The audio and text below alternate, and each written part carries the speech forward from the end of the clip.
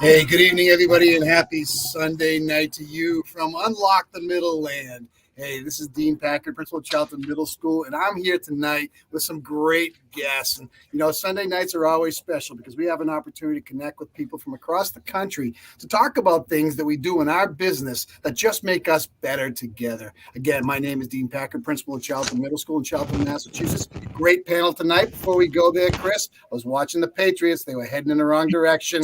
Never fun for New England fans, but it's the way it goes. You got the emblem on your chest right there. So how are you, brother? Good to see you. Hey, Dean. Chris Starcheski, Principal of Dudley Middle School here, and co-creator of Unlock the Middle with Dean. You know what? We're talking instructional coaching tonight, and I think the Patriots could take a lesson from this conversation this evening, although the greatest of all time, Bill Belichick, is at the helm. I'm not too concerned as we head into the playoffs. But, instructional coaching and athletics coaching is really an important idea. You've got experts who are at the top of their game who still have folks who are sitting there talking about how they can be better and apply a game plan together to help students, help teams achieve higher levels. And that's really what instructional coaching is about, giving the right resources, the right attitude, the right belief system to inflate abilities and allow folks to achieve success. So I'm really fired up about tonight, Dean. We've got some great guests alongside you, myself, Josh Tovar. How are you this evening, our friend? Doing great. Happy New Year to everybody. Welcome to Unlock the Middle, our Sunday PD, part of the Fantastic Five. Ready to learn from each other because you know what? All the stuff that's out there has not left over the Christmas vacation. It's still here, and only working together, we can get stronger together. Yet, please let us know where you're coming from, and please give us your 2 cents. What are you doing that makes us better leaders with the induction of curriculum at our campuses? Think about it for a second. We've been off now for a couple of weeks, and I'll tell you, I've kind of missed our Sunday nights, even though we've been playing a bunch of episodes. But in 2022, it's time to ratchet it up. We're going to have a lot of fun here. We're going to keep looking for those personalities that light up the room for us and bring real energy to the round table. And it's not going to be disappointed tonight either. So again, we've got Jean, we've got Ashley, we've got April, and let's just start off. Jean, toss it over to you first. Tell us a little bit about you, where you're from, what you do, and just some of the things that the reasons why you've come here tonight. So my name is Jean Heston. I serve in the instruction department in a school system in Middle Tennessee. So we have just dug our way out of the snow, and now we're swimming upriver with tons and tons and tons of rain. Expected to be 39 here tomorrow. So we're all bracing for impact. I've been an educator in education for 17 years, taught for 15 years in elementary, taught 3rd grade for all of those years. And then I moved to central office during the pandemic. The need for my position was highlighted out of or through the pandemic, and I've been there for almost 2 years.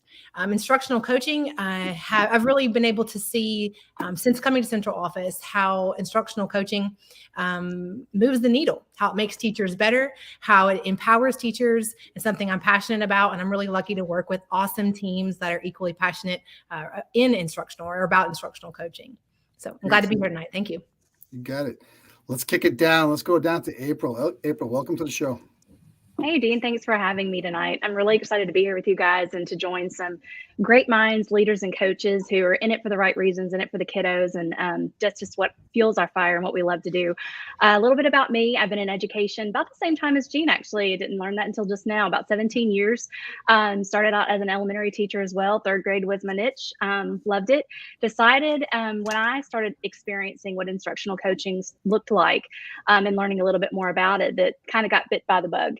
And something that I love to do as a leader is really help people meet their goals and let them develop themselves and see how I can be a support alongside of them in that work. And so as I experienced that for myself, I thought, let me check this thing out. Let me see what coaching is all about. And so applied and became what we call a lead educator in our district, and same district as Jean, Sumner County in Middle Tennessee. And did that for several years until I decided, same time as her during the pandemic, why not change jobs and move into central office, and went up to become an instructional coordinator. And so now I have the privilege and honor of working alongside of Jean and some fabulous coaches in our department, but also getting to work day to day with principals and our lead educators, our instructional coaches in the building, to really make that difference in the lives of kids. Good stuff. Excellent. Well, welcome. We're glad to have you here. And Ashley, you've been a staple. You've been here quite a few times, but just give a quick introduction of yourself once again, please. My name is Ashley Hubner. I'm with Coach at Access Coaching and Consulting. I'm an educational consultant and instructional coach that left Texas during the pandemic, moved to Florida, and started this niche. I was also elementary education at the beginning, and I like that we all have in common that third grade was my favorite too. I taught second and third grade, and then moved into a math interventionist position and then instructional coach. And I've taught or coached in title schools and then more higher income schools as well. And now I'm coaching virtually. So good stuff. I'll tell you, Chris and Josh, we got some great minds here tonight about instructional coaching. So let's dig into this. Chris, why don't I kick it over to you? Yeah, absolutely. As I'm listening to your bios and I'm hearing elementary school, bless your hearts for being with the young ones, and I'm trapped in the middle, as is Dean. And, everybody says, bless your hearts for dealing with middle level. But education has a real serious impact. We talk about elementary to middle to secondary. And we talk about that continuum. We talk about great instructional practices, how they are applicable at a variety of levels.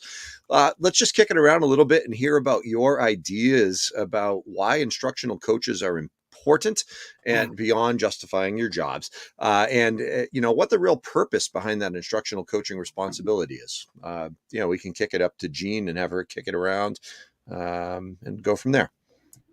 So I think the main purpose with instructional coaching is just growth, empowering teachers to be their own problem solvers and to reflect on their own instructional practices. We are all over the place, right? We have teachers who are killing it and teachers who need a little bit more support. And those instructional coaches are there just like they would be for running backs or for a point guard to help with their own skill sets and to push them to be a stronger player and a stronger teacher, just the same.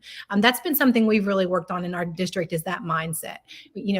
As far as what is coaching? Well, I don't even play volleyball. Why are you trying to coach me? Well, defining what coaching means and how it can really benefit all teachers has been something that we've really rallied around these last 2 years.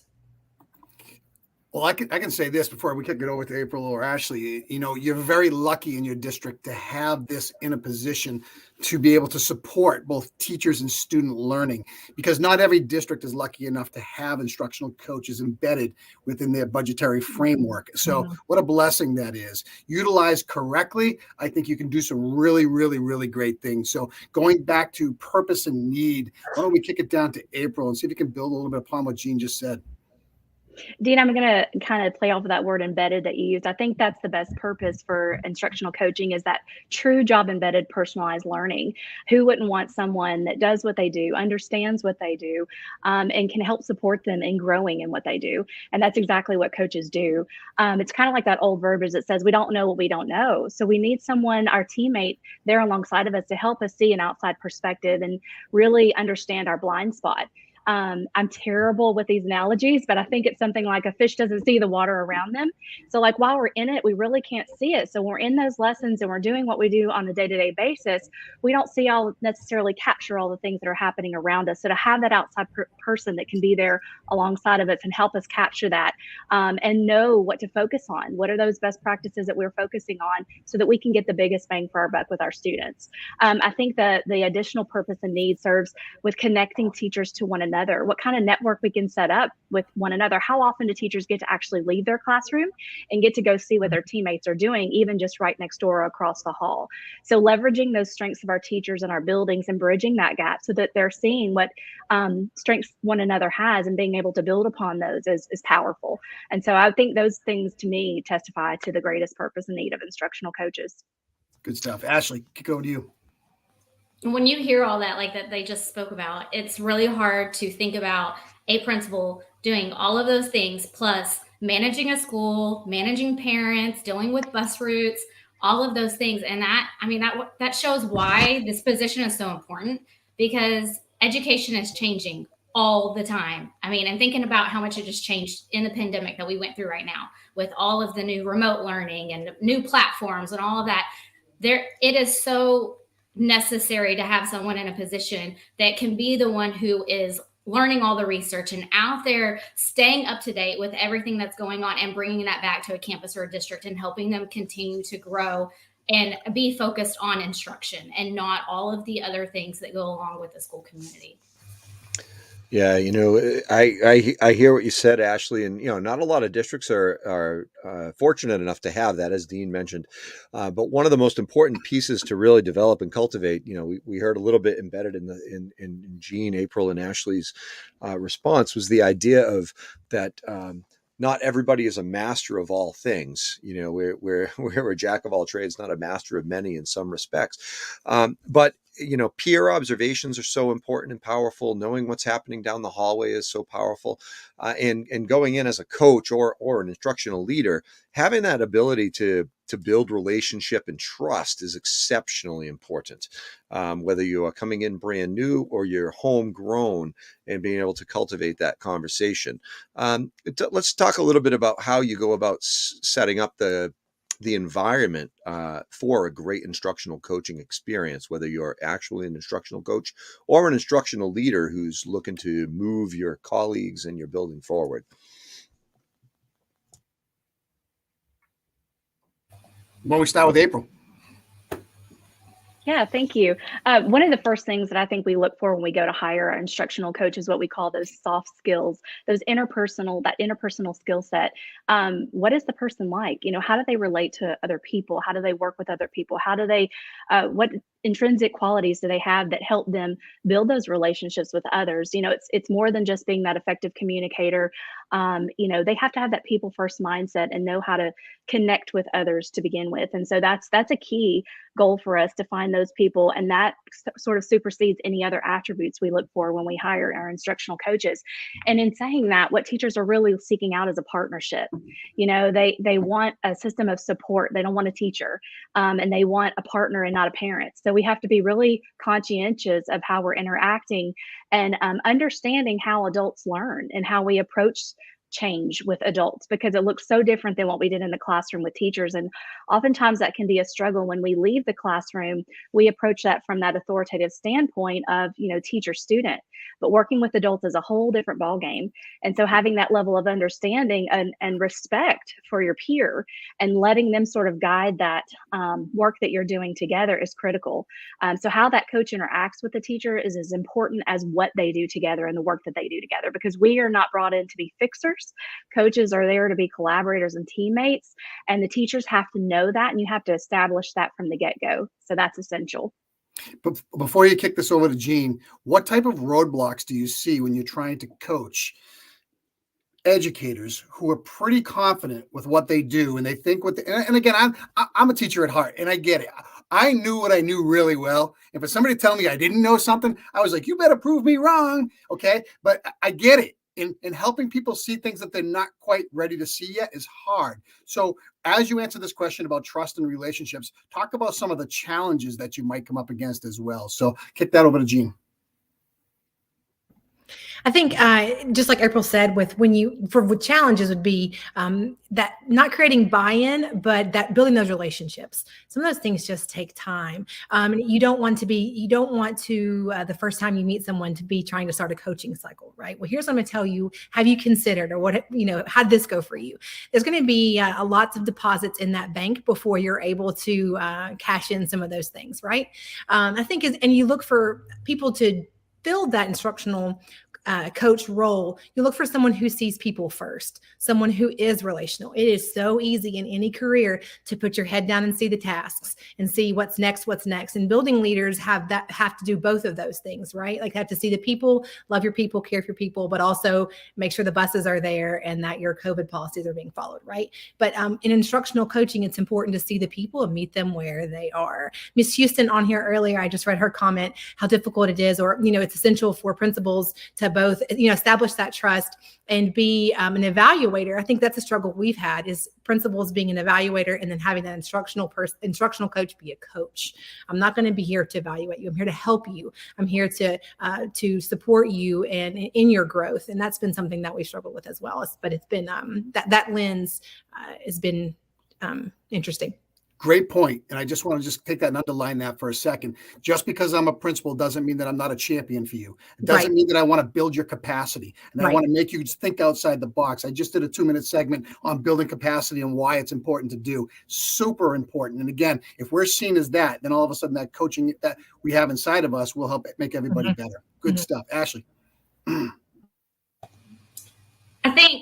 like Jean said about really seeing the people is very important, because a lot of those teachers that you might have that roadblock with, it's kind of trying to figure out why is their roadblock? Is it insecurity? Is it there's something they're judging about you, or they feel like you're judging about them? Is it they're just tired? There's always a reason why there might be an issue there. So when you really see them and get to know them and talk with them and have those conversations, and you can get to that why there might be an issue, then you can get to that conversation of getting over that and moving forward.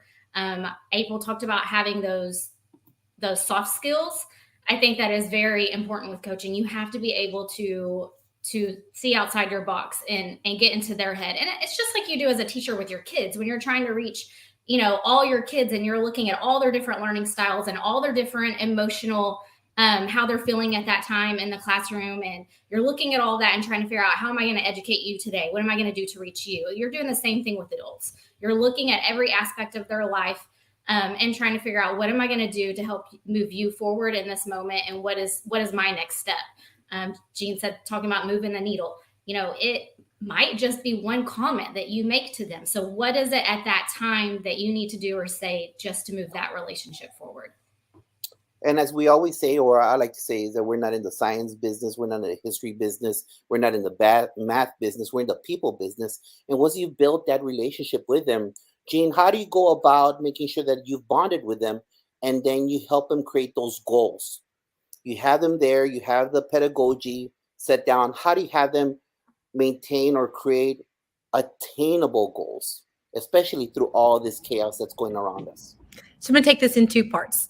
First is building the relationships. I'm going to kick goal setting to April Lawson, because she does it better than she's fantastic. But as far as relationships, I look at it like I do my own kids. And when I say kids, I mean the 21 that sat in front of me, 25, 22 that sat in front of me when I taught, not the 2 at home, right? Those love me no matter what. But the ones that I had in front of me, every day I made deposits. Every day I said, how's your kids? How was baseball last night? How's your brother? Those types of things. And just saw them as people first, just people, right? And then from there worked on setting those goals, or even just, hey, can I stop by and watch this lesson? I heard you're really great at student engagement. Or, hey, can I come by and watch this because I've heard you're really awesome at this? And find those bright spots and find those successes or things that they're good at. Everyone's good at something. Find those things and then capitalize on those for your deposits. But as far as goal setting to really improve their tier 1 instruction, Ms. Lawson's your go-to for that question. Talk to us, April. Thanks, Jean. And Josh, I think one of the things I just wanted to add to what Jean and Ashley were saying a moment ago, it's that vulnerability and authenticity that matter most, and building that trust in those relationships. We don't come into the classrooms as experts. We come in as your teammate. We come in as a teacher just like you. And so, it's our job to be vulnerable, to expose the things that we struggle with and the areas that we have to grow in, so that they see us as human beings, as real people that want to grow right alongside of them. So that's key in building that relationship. And that helps with some of that resistance too, is that they see us authentically as April, not as lead educator or coach. So, when we talk about goal setting, I think one of the things that's key is the choice, the element of choice. Without providing teachers some choice or some say in that, it loses that sense of autonomy, and teachers are less likely to partner with a coach, and it won't be a partnership. It'll still feel like a little bit more of that authoritative approach, more of that evaluative approach. When we allow teachers some say or some voice in setting those goals, it creates what we call like a responsible autonomy. Teachers then feel like they have ownership of the responsibility for the decisions they make in terms of the strategies that they want to learn and improve. They have a higher likelihood that they're going to dive in and dig in deep and do that hard work and really work through those challenges and problem solve what that's like to implement those strategies to be successful for their students, versus things that we name for them. The goals that they set need to be that personally meaningful and relevant. It has to connect with something that they know they want to work on, they're interested in, they know matters for their kids, and it's really going to, like Jean said, move the needle for their kids. So thinking about what makes the most difference, it's got to be a powerful goal for them. It's got to be bite-sized and manageable. We can't take on something the size of the world, and sometimes we feel like we have so many goals we set, we don't know where to start, or which one to tackle first, and how to get to that big overarching end goal. So we want to make sure that it's manageable, something we say we kind of build off of that leverage leadership approach, is that bite-sized action step, something they can reasonably reach within a week. So we think of short-term, actionable, manageable, something that's emotionally compelling, that drives them toward the root of what's best for their kids, and that ultimately they know that gives them hope that they can reach it. They want to be able to achieve it. So they want to know, where am I going? How am I going to get there? And a belief in myself that I can actually do it. But before Ashley goes, and Josh, I'll let you finish asking Ashley, something goes to my mind right away. Every district's different when they do their SMART goals and what that's all about. If I were to throw back at you right now, April, since you're the guru, according to Gene with this, how do you lay this out in a succinct fashion that helps your teachers, not only teachers, I do this with students as well, short-term, long-term goals. What does it look like in your district that you can use this as a tool to measure and manage success? Yeah. So like our coaching approach, like we said, is kind of a combination of a multitude of different models that we use. But most recently, we really focus in on that impact cycle to keep it very clean and very simple in terms of that process. And so, going in and doing those observations, one of the things we use most, and I'm going to volley it back to Jean because she's our tech guru when it comes to coaching. We use the swivel. So we do video coaching in our district. And I don't know if you guys are familiar with the swivel, but it is a powerful tool when it comes to instructional coaching, and she can share more with you about that. I know she's shocked at some of the no's that are, heads that are shaking no, but you need to know about this because it's going to be a game changer in the life of your instructional coaching program in your districts, because it gives teachers the opportunity to see for themselves what they miss when they're in the moment of instruction in their classrooms. And so using that helps them really self-identify where they see those gaps and where they want to move next in terms of growth goals. Gina, I'm going to let you talk a little bit more about the swivel and tell them, of course, how we implement that in our district. So the swivel is actually brought to us by another lead educator who had found it through her coaching and her own learning with coaching. Guys, if you don't have a district where you're able to put people in those spots for instructional coaching, swivel is it. So it is a device that, how if you've had kids in youth sports where you have the device that tracks the player, and the cameras track the player, right? And or tracks the ball even. So it's the same thing, but in a classroom. So the teacher wears a marker that records the audio, and the swivel is actually a device where you put the iPad in and it swivels to follow the marker, the teacher, and it has an audio tracker. And then you can also have the tracker on the desks of 2 or 3 students in group work time, and it captures that audio as well. Teachers can sign up for the swivel, video their lessons, review the lessons, and you can actually, through the Swivel Pro license, which is relatively affordable, you can timestamp the videos, and the coach, the one being coached, can have a dialogue just through that platform. Been a game changer in schools where you have, in our larger schools.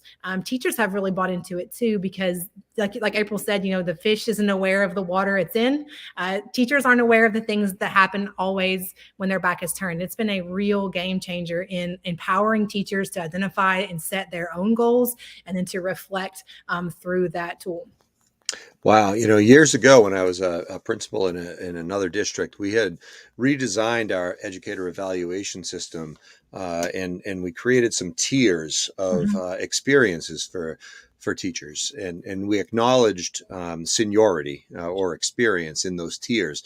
And one of the things that we provided opportunity for, after their 8th year as an educator, they had the opportunity to do self-reflection and evaluation, and video recording of their lessons, doing an observation, and then providing corrective feedback from like a third-person lens for essentially a manual of good teaching practice was what we had focused on.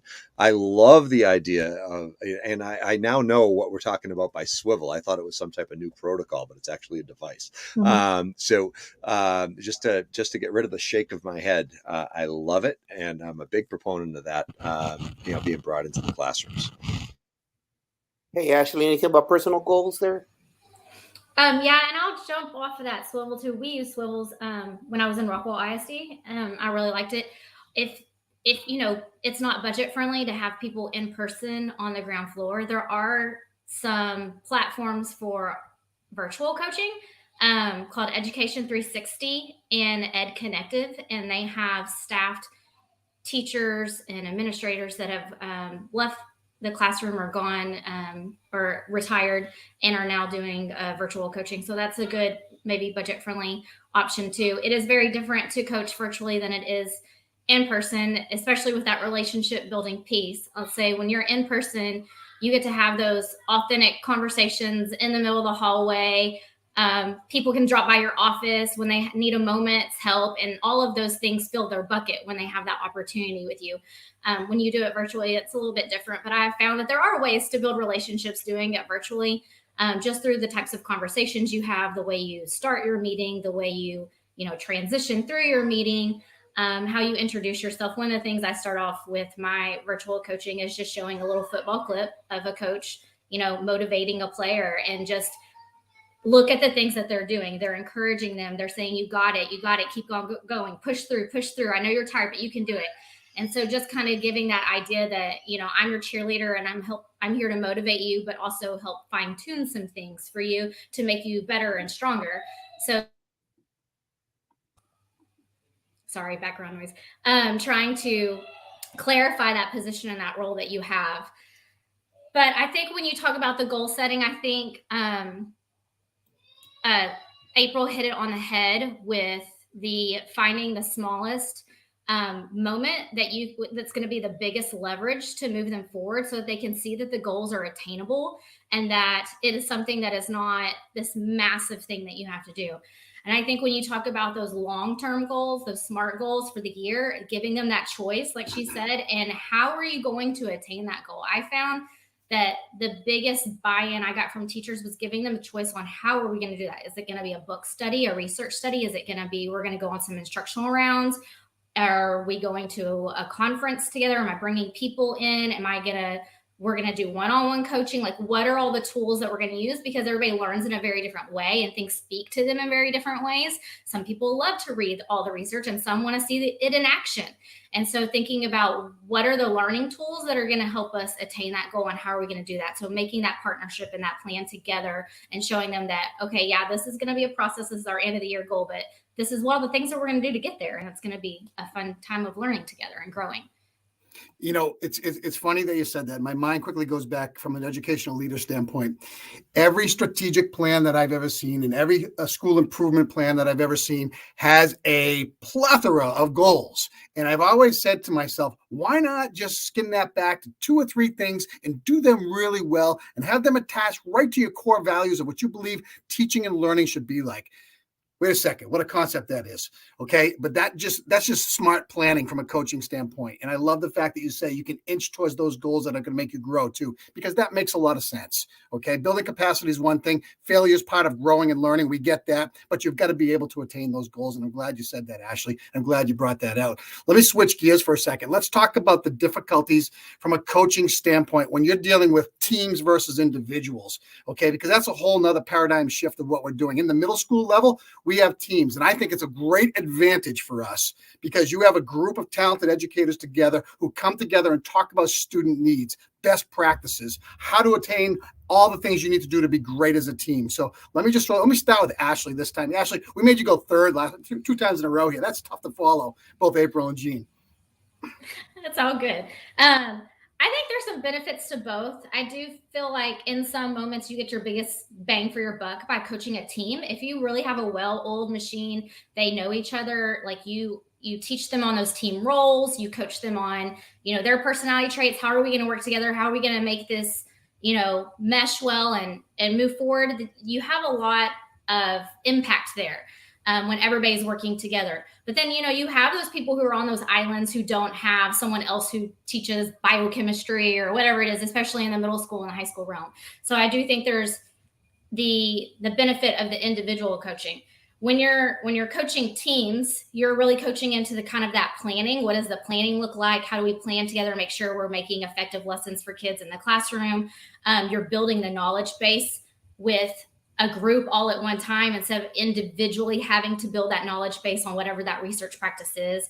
And you're also clarifying and setting those expectations for your campus or your district. When you're working with the team, everybody's on the same page and they know what the end goal is and what we're working towards.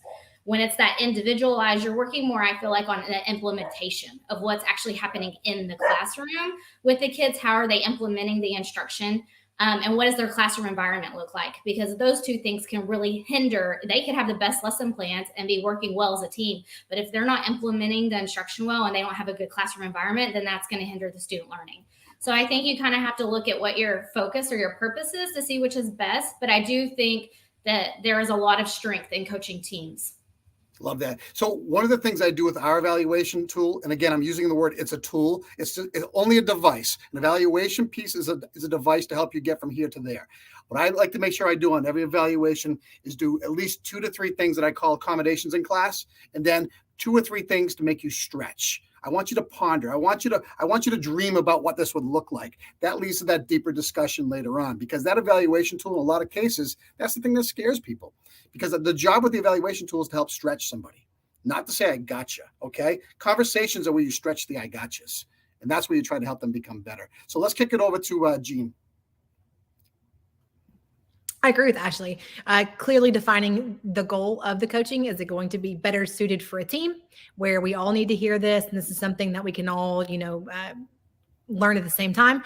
Or am I going to need to invest in individuals and individual goals through, like you said, classroom environment or behavior or implementation strategies, engagement strategies? I think it really depends on the why of the coaching, more outside of a PLC, a learning group, but how can I coach a group? Am I just sharing information with my group? Am I truly providing a coaching cycle with that group? What your why is for that coaching or for those meetings. Ms. Lawson.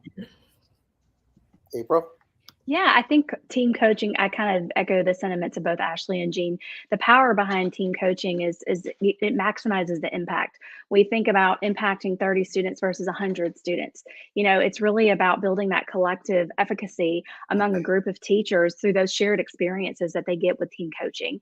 The goals that you set are focused on the betterment of the whole and not the individual. But like Ashley said, there's that element of importance around that individual coaching. So identifying who are those teachers that need that individual coaching and who are the teams and for what purpose do they need that team coaching, and thinking about how they can, letting them see how they can achieve higher accomplishments together rather than apart or individually. Because we've all worked individually with those teachers and we're thinking, man, these students are really reaping the benefit of this one teacher, but what would the power look like across the whole team, the whole grade level? But what that requires to really have effective team coaching is this level of awareness of each of the members of the team, identifying how effective is our team. What does that look like? How do we operate together? I think Ashley said it well when she said, how do we mesh together?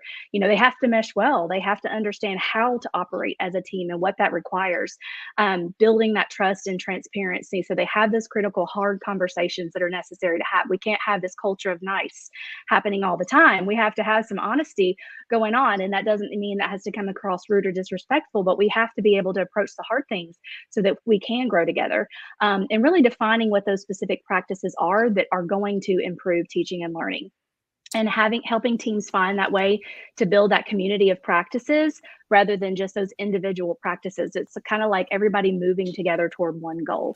And so I think, like we've all said, there are benefits to both, but I think it's kind of what you're purposing and what you're hoping to accomplish with each of these approaches. Hey, Dean, based on one of the comments made by Roz right now in the chat, that some administrators sit in our chairs want the coaches to fix a teacher. No, I apologize. If you sit in that chair, you got to be visible, just like Hannah said. It's not your instructional coach. That's from A to Z, everything starts and ends with that chair. So you need to be visible. If a elderly lady falls in the crack on the street, who has to deal with it? That chair. Instruction in the classroom, that chair. A to Z.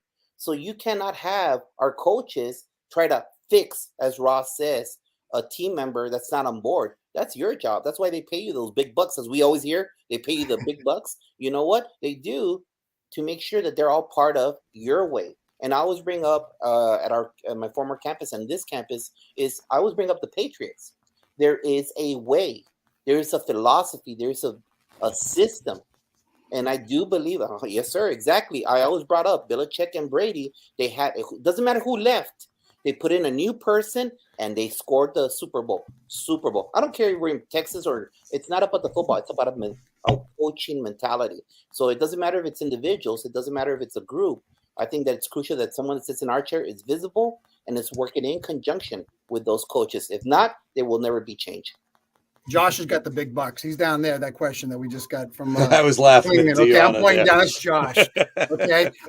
For me, you know what? And I said this in the chat. It's about a cycle of continuous growth. Yep. Coaches lead. We need to make sure everybody who's in education, any business, there's a path of continuous growth. And if you don't look at it that way, you don't get to where you need to be.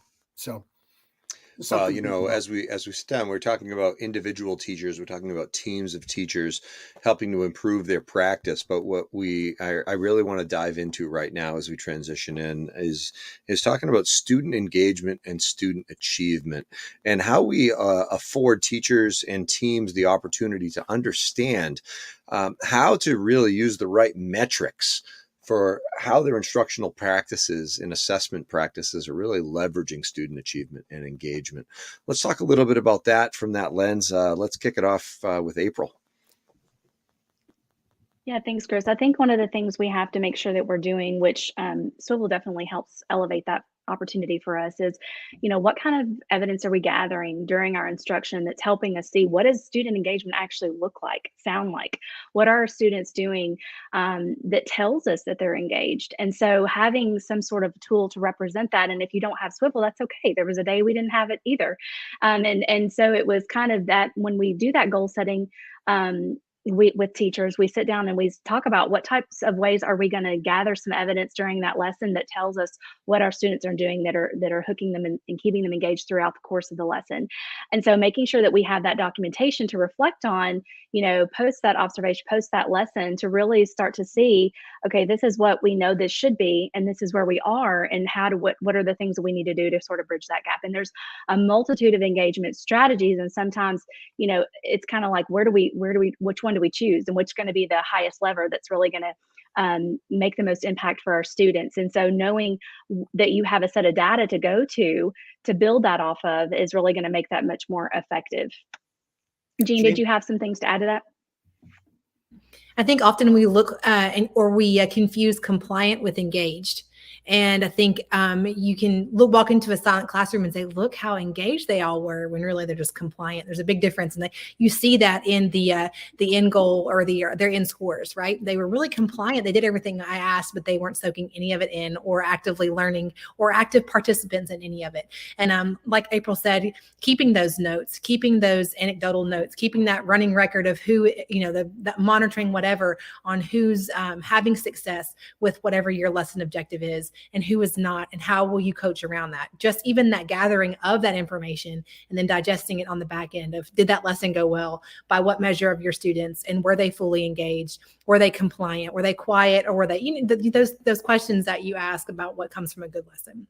We could do a whole 60-minute show on compliance versus engagement. I'll be honest with you, because that is such a huge topic. Mm-hmm. Ashley.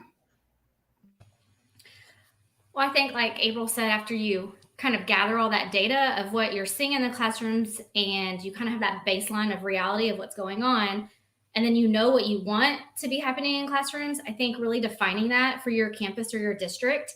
One of the things we've done in a previous district was create what we called look fors. And so we had like a little one pager of what we expected to see in classrooms when we came on data walks or instructional walks. And I think really kind of honing in on what are we as a campus and what are we looking for, and then continuing that monitoring and that data collection and that conversation over and over, and then comparing that to the actual data that you are gathering in anecdotal notes, observations in a classroom, state assessments, campus assessments, district assessments, and comparing all of that to see what's truly going on. I think Josh hits it a lot when he talks about, I don't want to be a bored as an adult, so engage me in PD. So I think also modeling what engagement looks like when we are training teachers or leading a staff meeting or having a PLC, what are we doing to also engage them, and modeling what engagement looks like so that they're therefore going and doing that in the classrooms as well. And I'm glad you said that, Ashley, because at this school and the last school, I believe in role modeling the PD. I need to be showing it. Not only that, but I need to empower our team members to also be the leaders of the PD. That will allow for a better conversation between them when they go into their classrooms to observe instruction. That breaks down a lot of those silo mentalities. Because if they see that the main chair is presenting and not boring them, that's the most important part. Don't bore me, please. Kids don't like to be bored. We don't like to go to central office and be bored by you. Not at all. You can't tell us, engage the kids in a boring way when you're telling us to do that. It all rolls downhill. And so it's again, the Patriot way. It's a philosophy that all of us that sit within our chairs working in conjunction with you all. So now let's get a little bit dirty and tell us from your experiences, because right now you might have an assistant principal. This is their first year in the middle of Corona. You know what? You have a first year principal that doesn't know about this. Their great thing was textbooks and buses, but now they're instructional leaders. With your experience, now that you see different campuses, different group team members out there, let us know about the differentiation that you have with coaching. How do you approach this? Because that new AP, is going to have to talk to that veteran teacher that teaches Algebra 1, and then that rookie we just hired from graduating right now in December. Hey, we're all going through that, all right? Raise your hand if we're not all going through that. So when you guys have done this, how do you approach this? What playbook do you use as you're going down the imaginary 100 hallway and you have the math hallway and you approach this? How do you coach them? Talk to us, April. Yeah, absolutely. I think it's just important to remember that coaching is not a one-size-fits-all approach. You have a myriad of different teachers with different skill sets, experiences, backgrounds, knowledge bases. And so you've got to go in and figure out who they are, just like you do as a teacher in the classroom with your students. I've got to get to know you. And I have to know what's important to you, what you value, what you know, what you want to know and understand. So I think that's where that begins, is knowing that it has to be differentiated and kind of standing on that ground. Also, it's going to be based on a multiple set of data sources. You know, you're looking at not only what the teacher's growth plan is or for themselves, but also what school improvement goals and leader feedback to really know how to shape that coaching conversation with those teachers, so that you're going in with the right approach, listening to, you know, all the different things that you need to be considering when coaching that teacher. And then thinking about what is the coaching stance that I'm going to take. I think coaching works on a continuum. We kind of set that stage where we say we can be consultant, collaborator, or coach or guide. And so I think it's a number of ways that you work based on what you've identified as the need and who that teacher is and what they need most, which really going to make the most impact for them in their practice. And thinking about that consultation, you know, if I'm just sharing information, helping you acquire new knowledge versus are we collaborating and determining a focus area together, or I'm just really going to ask you some facilitative questions and let you do some deep self-reflection to arrive at your own goals and solve your own problems. So I think we have to know, you know, multiple ways of approaching that and where that teacher falls on that continuum. It's not only about your level of awareness of the teacher, it's also about their teacher's self-awareness and where they feel like they need to grow and can have the biggest impact in their growth. And I would just close that with thinking about the different kinds of coaching approaches. When you go into that coaching conversation, it's going to sound different with every teacher too. So as you've identified those things about those individual teachers, it's how are we going to actually facilitate this conversation? You know, we follow that Jim Knight model of facilitative, dialogical, or directive. We started out in our district a lot more directive, a lot more, we're just going to point it out and we're going to tell you what to, you know, improve. But then there's a lot of resistance and it was an ineffective model. And so we had to really sort of evolve and think about, okay, this is not going to fit everyone, depending on whether they're veteran, new, what they know, what they don't. And so there's a lot to really take into consideration. It's not as simple as it might seem on the outset of how you approach that with different teachers in your building. Awesome. Hey, April, can you do me a favor? When I'm on listening to podcasts and I do these Facebook Lives, some presenters say something and I want to learn from it. Can you put it in our chat and I'll put it on our Facebook? That model that you use, again, this might be a first year assistant principal that one might want to research this later on a YouTube or something. So put it in our chat and I'll put it on our Facebook Live, and then Dean, just kick it out so everyone can see it. That's how we learn. Yep. We build capacity from each other, because I've never heard of that, April. So you just educated me. So thank you for that model. Put it there and we'll share it out. Ashley? Well, speaking specifically to the scenario that you're giving us with the AP, I think one thing to remember is that hopefully at some point in time they were a teacher in a classroom with kids, and they know how to build relationship with kids. They know what instruction looks like, whether it was math instruction or science instruction. whatever it was, good instruction is good instruction. You know, it doesn't matter what the content is, it matters how you're implementing it. And so just remembering back to that and thinking about, okay, now I'm going to coach teachers. How am I going to translate that I did with students at one time into building relationships with teachers and engaging teachers and learning and growing for themselves to coach them? I think one of the things that I've seen from anybody who's come new into a role of a principal or AP and had instructional coaches is that they really lean on them and have a partnership with them to learn and grow from each other and work together. And then that willingness to put themselves in the classroom. We've talked a lot about being seen. The more that they're in classrooms and seeing the amazing teachers on their campus and the things they're doing, they see the things they want to transform or transfer from one classroom to another classroom. So then how do I take this awesomeness over here and transfer it into this awesomeness over here? And so I think being in the classrooms, being seen, being to learn and grow yourself, leaning on your instructional coaches if you have them, but also remembering what it was like to be a teacher and then using that to go to coach teachers. Jean? Yes, so I'll take it. I 100% agree with both of you, but to take it back a level further and looking at it from a teacher's lens, as an assistant principal who's new to the school, who's walking down the math hallway to coach an Algebra 1 teacher for the very first time, are your expectations clear about what good teaching looks like?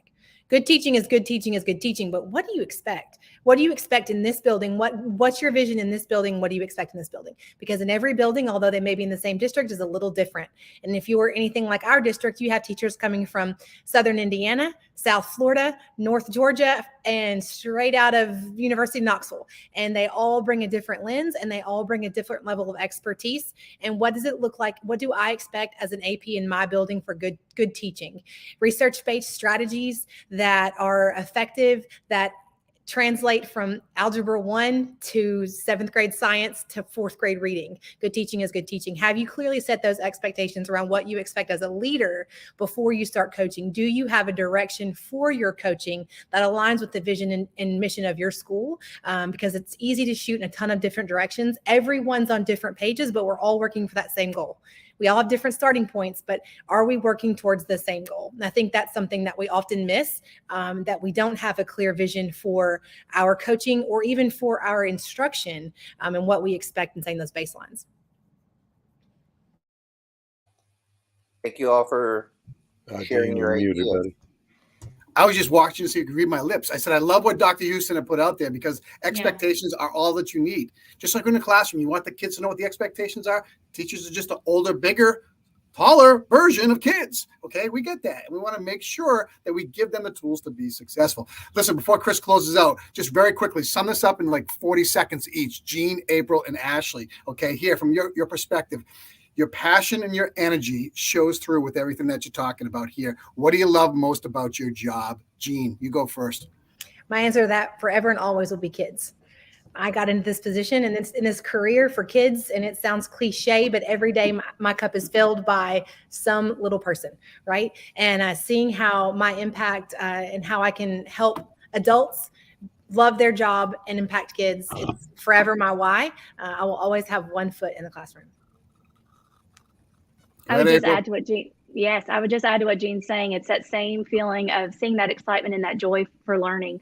Not only that happens with our students, but that happens with our teachers and our leaders, just the smiles on the faces as you walk down the hallway, the laughter, you know, the excitement that kids have when they want to show you something great that they've done or tell you something that they've learned.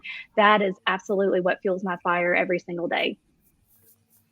Ashley. Yes, amen to all that. And the change in the growth that I see on the campus, or even with a one-on-one individual remotely from the beginning to the end. Like I almost get teary-eyed at the end of every coaching cycle because I'm just like, look at what we've done. Like it's just amazing to see the change in the growth in them as a person, but also their classroom and those students. So that's really what I thrive on. It's just how far we can go. I love it. I got an idea. Let's get rid of the term teachers. Let's call everybody coaches. Top to bottom, we're all coaches. Think about it for a second. That's a great way to connect with people.